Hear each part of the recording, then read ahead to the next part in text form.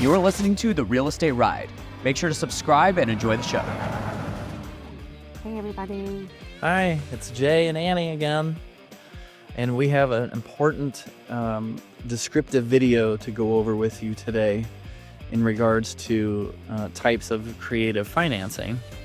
So we've been talking about creative financing, and this whole course is about creative financing. So we figured we better clarify some definitions Yes. on the way we do creative financing and what that means exactly. So there's a few different types of deals that we do with creative financing and why we do them. And we're going to try to give you a basic understanding of all of that, so you know what to expect with those different types of transactions. And some of you guys may know what these already are, and that's great, and I'm super happy about that. But some of you may be like, what the heck are you even talking about? Because I have no idea what I'm doing. So you probably have heard some of these terms in your lifetime, and that's great, but you may have absolutely no idea what they mean, and so we hope to clarify that. So the first one that we use often is a lease option.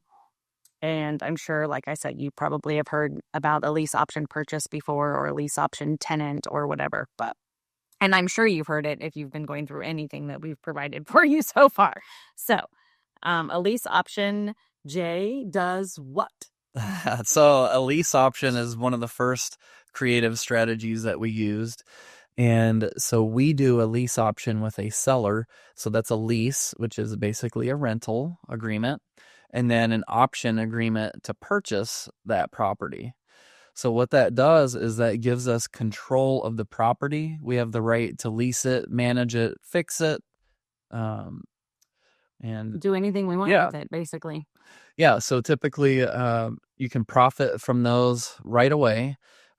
Because normally that type of property is going to be vacant, okay? And we're taking it over from the current seller with an option to purchase. And so that gives us the ability to buy the house in the future. And the terms are flexible. You decide. So one that we did was 10 years because the seller was really upside down on that property. They owed more than what it was worth. Of course, in today's market, that normally doesn't exist. Right. But again, you can decide what those terms are, but clearly the seller has to agree with you, right? You can't just say, no, these are my terms and this is how it is, and expect them to sign the line, whether they are the same, whether they agree or not. So it is basically a rent to own is the other way to say it. And we do this often. We used to do what was once upon a time called a sandwich lease, but those are no longer legal in the state of Ohio. So we have adapted our paperwork and adapted our way of doing things, and we still use them, and it's still perfectly legal to use them. But I would definitely check with your state and city and town and all of that. Have an attorney on staff, whatever you think. Yeah. I'm sure people are still doing them, but if you do get caught, you could face the realtor board for selling property you don't own and not having a license. And so that's, that can happen. You'll have to pay a fee or a fine. But the lease options that we use today are totally legal, totally on the up and up, totally above board, and actually verified and signed off on by an attorney before we do anything. Yes. In some states, you can still do sandwich leases. In fact, you can market them on the MLS. So you have to check with your local and state laws to see what you're able to do with that type of transaction. We can still do lease options with sellers now and just do a regular rental with the property, or we could turn it into an Airbnb as well. And so we've done both of those options still to this day, because you're not selling the property, you're renting it, or you're offering it as a short-term or a mid-term or long-term stay. Okay. So it just depends on what your goal is and what your vision is for your business and what works best for the situation. So lease option is one thing that we use.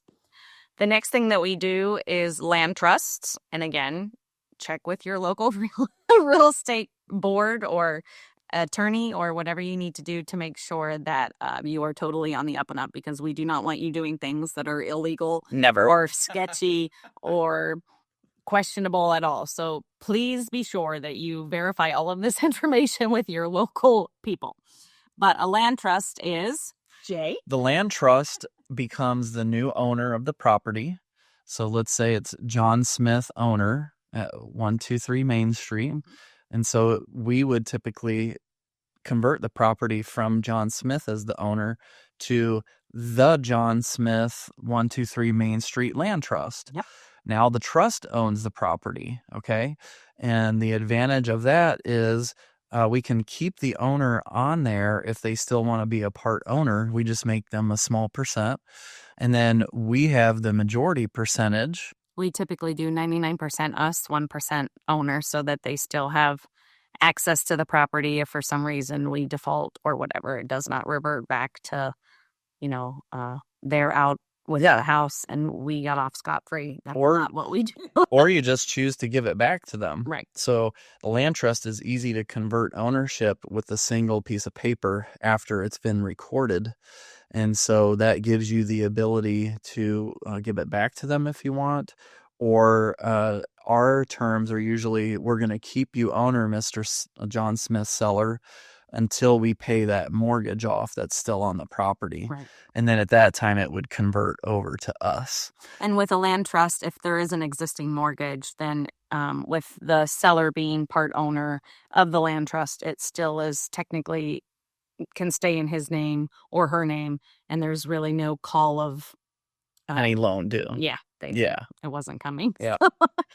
And then that also allows us to market the property on the MLS, refinance the property, get another loan on the property, sell the property. And so we have total control, and we have the control because we are the trustee. So there's three elements to a land trust. There is the trust itself, who is basically sort of like a private LLC, is a good way to explain it. Yep. And then there are the beneficiaries. So we would be the beneficiaries. In Annie's example, 99%, and the seller would be 1%. And then there is the trustee, who then manages, controls, fixes, repairs, mortgages, sells, whatever. Holds insurance. Yes. All of the things. Basically manages the whole thing for the beneficiaries on behalf of the trust. So what we typically do, again, is the 99% for us, 1% for the owner, and then either our LLC is the trustee, or Jay is the trustee, or myself is the trustee. Typically, we try to do one of our LLCs as the trustee so that it's just cleaner and more streamlined. Yes. And as a third perspective, you could also have an attorney as a trustee, or a real estate agent, or someone like that. And so all of that could be laid out in that trust document agreement. So that is a land trust. The other more common use is a land contract, and you may or may not have heard of that before you started this program either. So yes, a land contract is a little bit different, but Jay? Land contract, and you may also know it in your state as a contract for deed. Yeah. Is another term. So the owner would still show up. Sorry for the bouncing around here.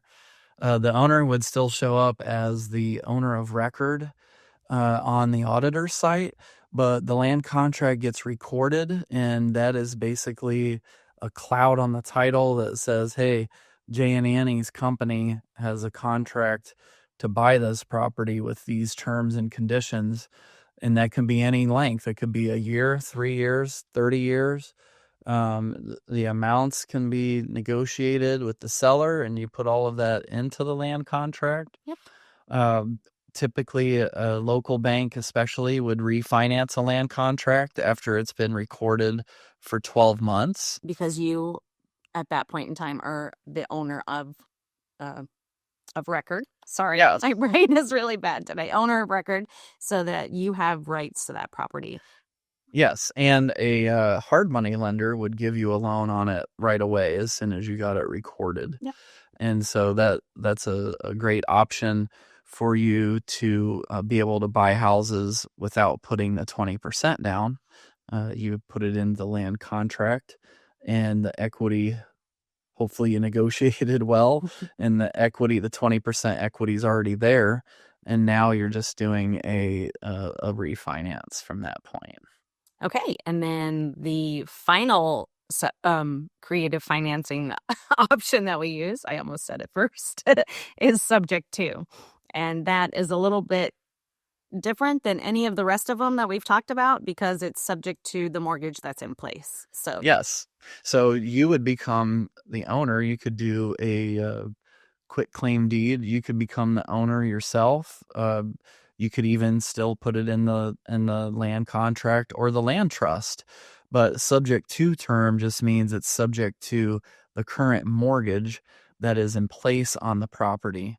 And so you would get all of that information from the seller and know how much the payment is, if it's an adjustable rate or fixed.